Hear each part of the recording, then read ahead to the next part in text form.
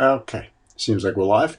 And it is Tuesday, and this is Mike from Millennium Martial Arts coming to you live on Tuesday afternoons, like I do every Tuesday for the last 112 weeks. This is episode 112 of Time Out Tuesday. I'm actually moving my giraffe. I always move my giraffe around, as you know. Why? I don't know. But in any case, I'm coming to you live today with Time Out Tuesday episode 112, and it's actually sort of a part two of last week. Last week I talked about a culture of teaching, how we work very hard to instill this concept of teaching as a method of recalling information, and how we believe that that's actually, what the martial arts are all about, is sharing and handing down information, and how important this culture of teaching is to how we just conduct ourselves throughout our training. And then we had our belt testing this past weekend. Had a phenomenal turnout, a phenomenal performance by about 60 plus students. We have a few students that are making up some tests starting tonight. So we have another dozen or so that'll be testing, and then a few brown belts on the weekend that have to test. So at the end, we'll have tested about 75 students, it looks like, about this time. And they were extraordinarily well prepared, and we were really pleased with how everybody did on their tests. But one of the interesting things that happened right after this test, and it's certainly not the first time this has happened, but it just happened one after the other, so I thought that I would share this with you.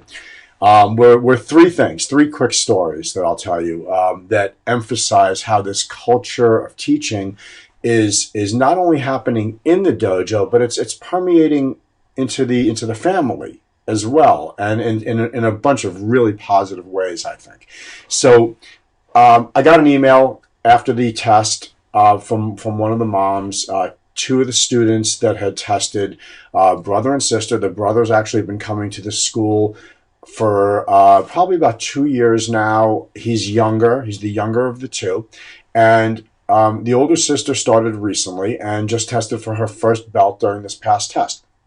And the mom sent me a really nice email just thanking us for the effort that we put into the test, and I guess in general just thanking us for the work that we do with our children. And we're always very appreciative to hear these things, of course.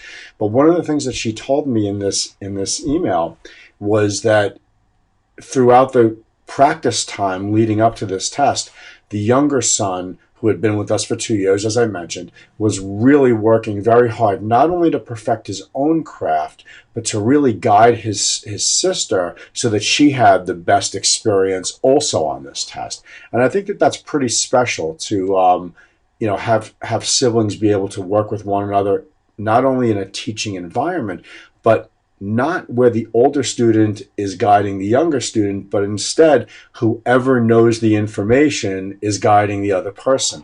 And I think that creates a very open-minded way of thinking for everybody, that a younger person can teach an older person, that a younger person could be more qualified than an older person, that it doesn't have to be a boy versus teaching a girl, or a girl teaching a boy. It's whatever seems to work best to make everybody progress. So I was really proud of both of them.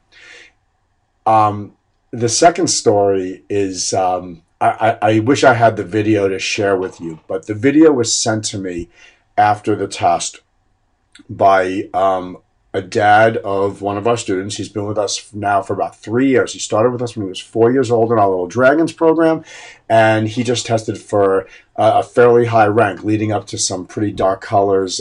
He's going to be testing for his orange belt next. Very exciting.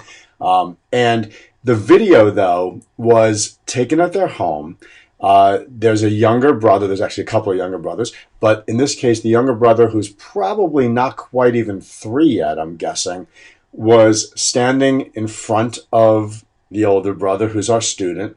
And they were both wearing uniforms. And I'm assuming that the younger boy was wearing the older son's uniform from a couple of years ago.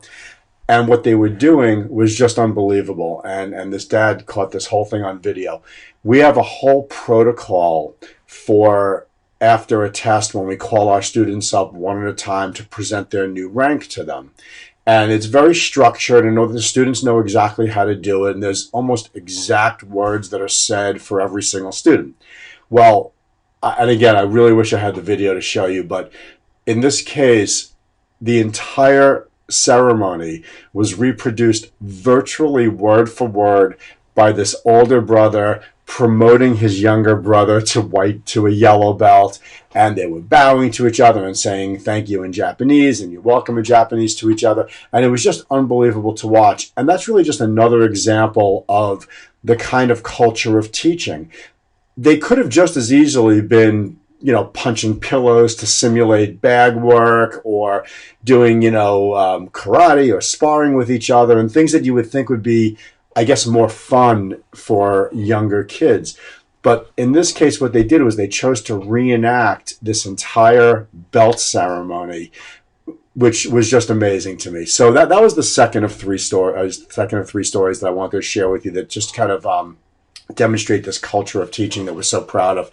And the third story happened just last night. We had just promoted a young man who's been with us for also approximately 2 or 3 years, also starting in our Little Dragons program, just tested for his very first belt, yellow belt, this past weekend, did beautifully, was very well prepared for the test. And his mom was there with his younger sister. And I think his younger sister also is north of 2, probably a little south of 3 at this point.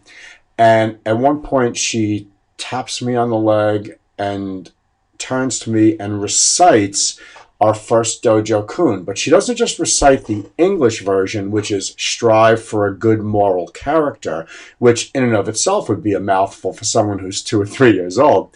But she actually recites for me in nearly perfect Japanese, Hichutsunkaku Kanzani Tsutomoto Kota, which is the Japanese version of strive for a good moral character that our students do not even necessarily have to learn. We let them know that it's available information for them, and if they would like to learn it, they by all means should. And clearly, this young man learned the Japanese. Mom must have helped him, and in doing so, translated all this information down to this young little girl who I hope will join us in classes one day, and we'll have a major running start on our program.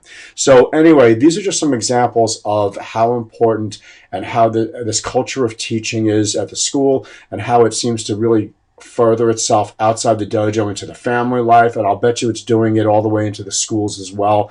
We're creating leaders, we're creating teachers, we're not just creating kids that know how to punch and kick, we're creating full-life martial artists. One of our parents once coined the phrase that we are teachers of life. I'm very proud of that phrase. I love it. And so anyway, the culture of teaching will continue at Millennium Martial Arts. If you have any questions about it, certainly reach out to us, 631-499-0600. You probably already know people that are coming here, and you'll find yourself in a great community. So anyway, that's it for Time Out Tuesday today.